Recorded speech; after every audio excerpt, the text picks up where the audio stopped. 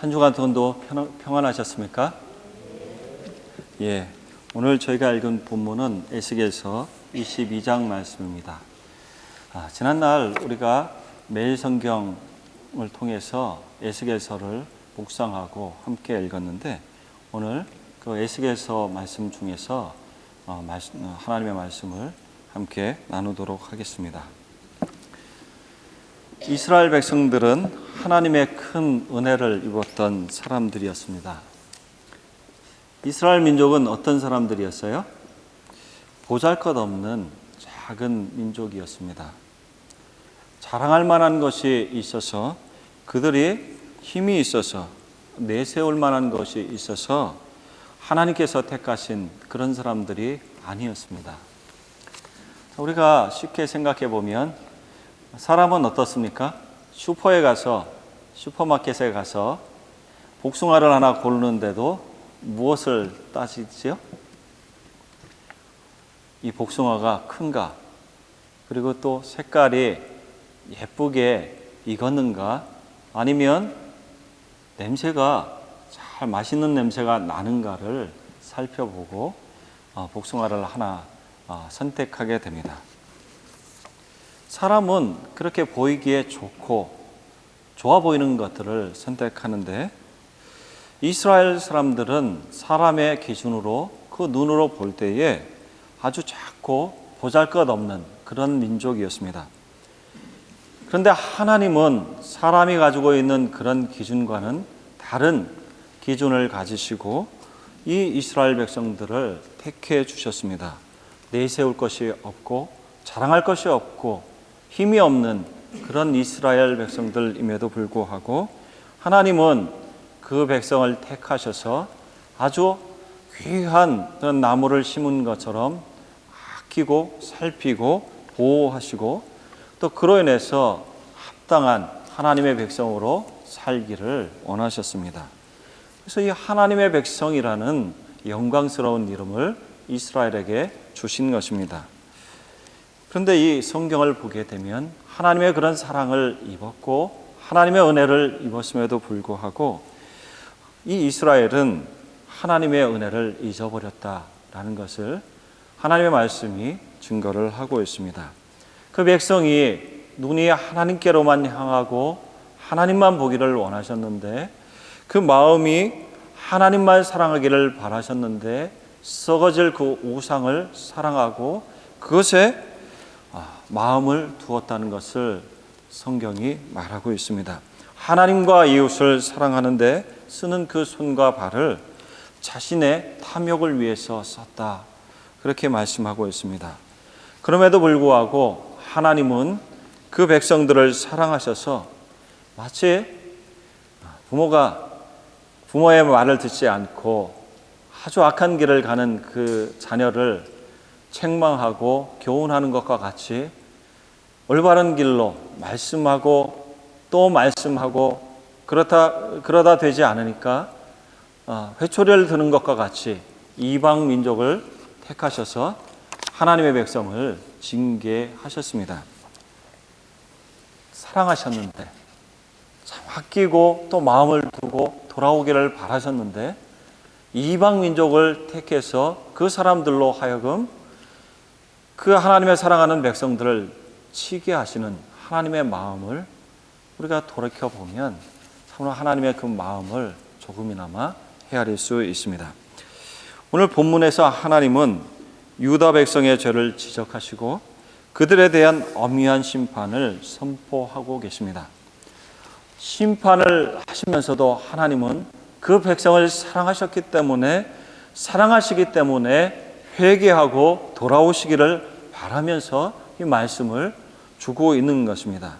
이런 하나님의 마음이 오늘 에스겔서 22장에 기록이 되어 있습니다.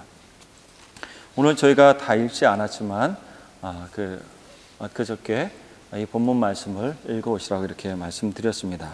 그래서 이 22장 2절 말씀을 보게 되면 하나님께서 에스겔에게 말씀하십니다. 내가 이 피 흘린 성읍을 심판하려느냐 이렇게 물으시고, 그리하려거든 자기의 모든 가증한 일을 그들로 알게 해라 이렇게 말씀하십니다. 자, 무엇이 연상되십니까? 혹시 이 첫 말씀을 보시면서 연상되는 게 있으세요? 저는 이 말씀을 읽으면서 죄인을 재판하는 그런 법정이 먼저 떠올랐습니다. 하나님께서 재판장으로 앉아 계시고 하나님은 에스겔에게 유다 백성의 죄를 고발하라고 이렇게 말씀하시는 것입니다. 법정에 가보신 적 있으세요? 예, 법정에 안 가시는 게 좋겠죠. 예, 법정에 가게 되면 재판을 할 때 죄를 고발하는 사람이 있습니다. 이 사람을 두고 이 사람의 죄가 무엇이다 낱낱이 재판장에게 알려주고 그에 합당한 형벌을 내려달라 이렇게 말하는 사람이 있습니다. 누구죠? 예, 검사가 그 일을 하게 됩니다.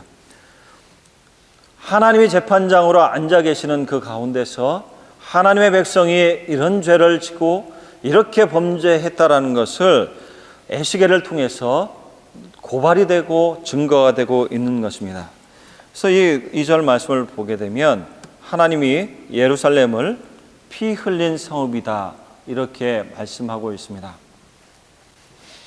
우리가 어떤 도시를 부를 때에 그 도시를 수식하는 그런 말들이 있습니다. 프랑크푸르트는 무슨 수식어가 붙죠? 예, 오늘은 어린 아이들서부터 좀 대답을 하기가 좀 어려운 날인 것 같습니다. 예. 프랑크푸르트는 금융의 도시라는 그런 수식어가 붙습니다. 제가 이 프랑크푸르트로 이사 오기 전에 에센, 중부 독일 에센에 약 2년 반 동안 살았습니다. 에센은 무슨 도시로 불릴까요? 예. 어른들이 많이 사셨어도 들으셨을 수도 있습니다. 근데 이 사람들이 이 에센 도시의 이름을 보고 이 도시는 먹는 것하고 연관된 도시 아니야? 이렇게 자주 묻습니다. 예, 도시 이름이 먹는 것을 나타내니까요. 그런데 이 에센은 어때요? 예, 수식어가 아인카우프슈타트입니다. 2차 세계대전 이후에 이 독일이 라인강을 중심으로 해서 다시금 번영하고 풍요를 누리는 그 시절에 중심이 됐던 도시가 이 에센이었습니다. 그래서 이 에센은 소비의 도시이고 뭔가는 그 도시에 가면 사야 되는 그런 도시로 불려서 이렇게 이야기를 별칭을 가지고 있는 것입니다. 그 당시에는 뮌헨에서도 에센으로 무엇인가를 사기 위해서 왔다는 그런 이야기를 에센 사는 분들은 자랑스럽게 이야기를 합니다. 마찬가지로 예루살렘이라고 하면 어떤 말이 떠오르십니까? 어떤 도시예요?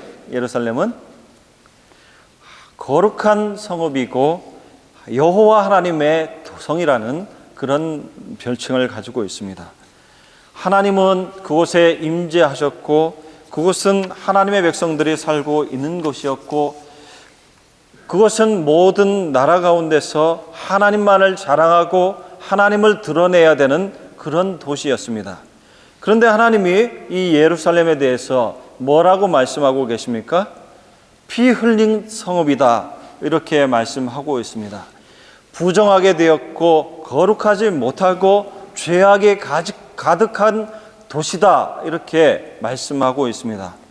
왜 그렇게 말씀하고 있냐 하면 4절에 보시면 내게 흘린 피로 인해서 죄가 있고 내가 만든 우상으로 인해서 스스로 더럽혔으니 이렇게 말씀하고 있습니다. 13절에 너희 불의를 행하여 이를 얻은 것과 내 가운데 피 흘린 일이라 이렇게 말씀하고 있습니다. 우리가 다 읽지 않았지만 6절부터 12절 말씀을 보게 되면 이 검사가 재판장 앞에서 죄인을 고발하듯이 하나님은 십계명의 그 내용을 중심으로 해서 유다 백성의 죄를 낱낱이 고발하고 있습니다. 한번 실제로 읽어보시면 성경을 읽어갈 때 우리가 이런 본문은 좀 안 읽었으면 좋겠다. 무척이나 민망하고 낯뜨겁고 거북한 그런 말씀들이 기록되어 있습니다. 이런 것들은 성경을 읽어갈 때 없었으면 좋겠다.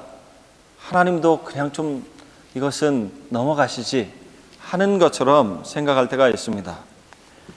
그러나 이 하나님의 말씀이 이렇게 기록된 것은 이것이 그 당시의 시대상이고 하나님의 백성들의 죄악된 모습이었기 때문에 하나님은 그 감추고 싶은 모든 것들을 이렇게 기록하시고 드러내시는 것입니다. 그 예루살렘 사람들이 하나님을 섬기지 않았던 것이 아니었습니다. 정치, 사회, 종교적으로 이스라엘 백성들을 이끌어가는 그런 지도자들이 있었습니다.